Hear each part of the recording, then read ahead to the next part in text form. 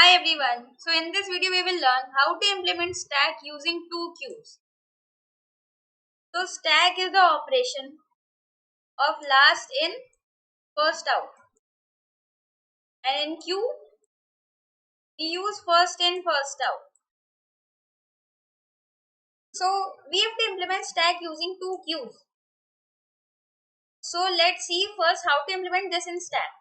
So first we have to push 2, then we have to push 3, and then we have to pop 3.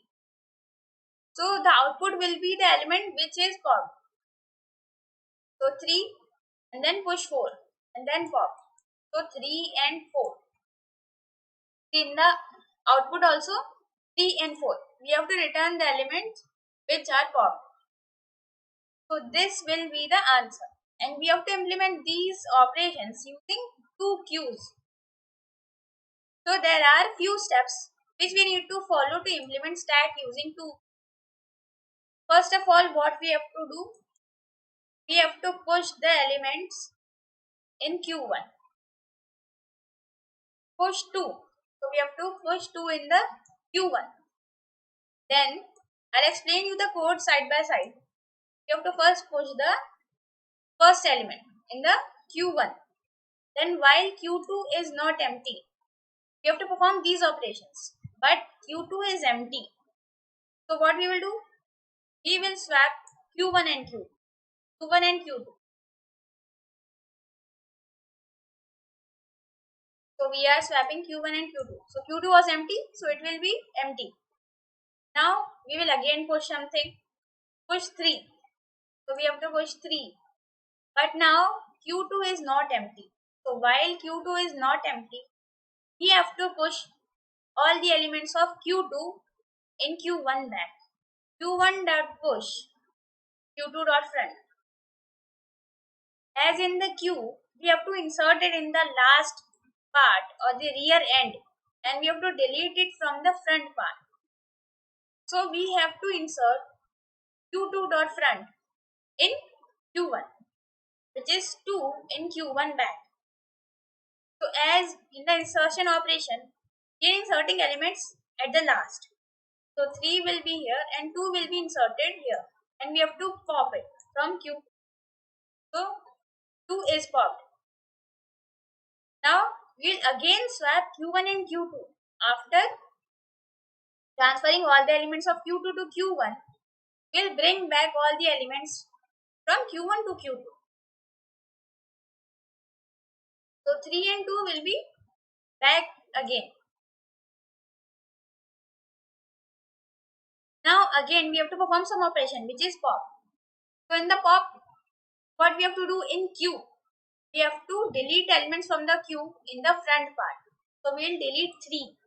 So in the output, we'll print 3 as it is popped. So now 2 is remaining here. Now what we have to do? We have to push something. So push 4.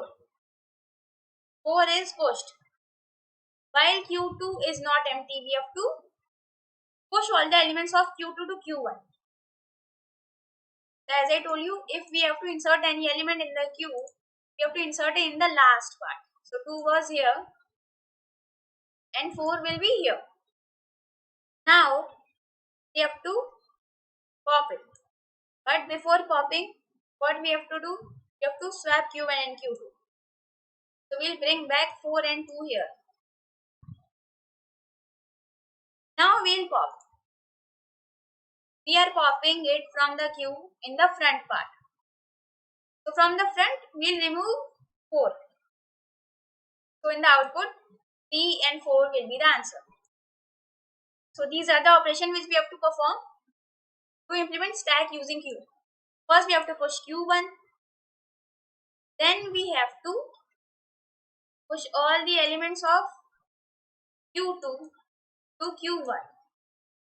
And while Q2 is empty, we have to swap. And the pop operation is simple. You have to just return Q2.front.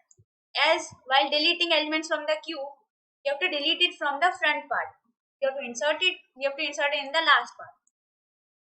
The time and space complexity of this code will be O of n for push and O of n for pop. And space is O of 1 for both push and pop. This is the same code that I have explained. First we have to push it in the Q1. While Q2 is not empty, we have to push all the elements of Q2 to Q1 back. And then we have to pop it. Like when we are pushing in the Q1, we have to pop it from Q2. And then we are swapping it again and pushing back to Q1. And in the pop operation, we have to just pop the elements of the queue from the front. Let's submit the code. It is submitted. So this was all about the question stack using two queues. Thank you.